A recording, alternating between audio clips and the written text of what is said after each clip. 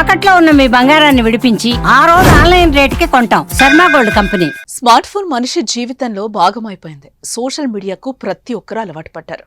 చిన్నవారి నుంచి పెద్దవారి వరకు వాట్సాప్ వాడుతూనే ఉన్నారు.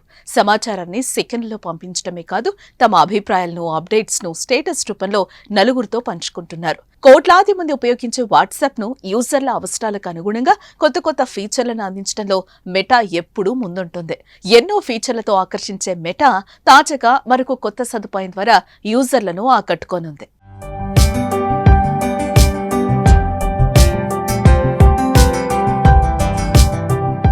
నచ్చిన విషయాన్ని వాట్సాప్ స్టేటస్ ద్వారా షేర్ చేసుకుంటాం. అదే విషయాన్ని వాట్సాప్ తో పాటు ఇన్స్టా, ఇటు ఫేస్బుక్ లో కూడా పలువురు పోస్ట్ చేస్తూ ఉంటారు.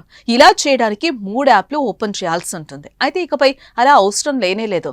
వాట్సాప్ స్టేటస్ ను నేరుగా ఫేస్బుక్, ఇన్స్టాగ్రామ్ స్టోరీలుగా పెట్టి సదుపాయం వచ్చేస్తోంది. వాట్సాప్ స్టేటస్ ను ఫేస్బుక్ లోను స్టోరీగా పెట్టుకోవాలంటే స్టేటస్ ఎంపికలోనే ఇప్పటికే ఫేస్బుక్ లో ఫేస్బుక్ అనే కొత్త ఆప్షన్ ను వాట్సాప్ అందిస్తోంది. ఇకపై ఇందులో ఇన్స్టాగ్రామ్ కూడా యాడ్ కానుంది. అంటే ఇకపై వాట్సాప్ లో పెట్టే స్టేటస్ ను నేరుగా ఫేస్బుక్, ఇన్స్టాగ్రామ్ లో కూడా పెట్టేయొచ్చు.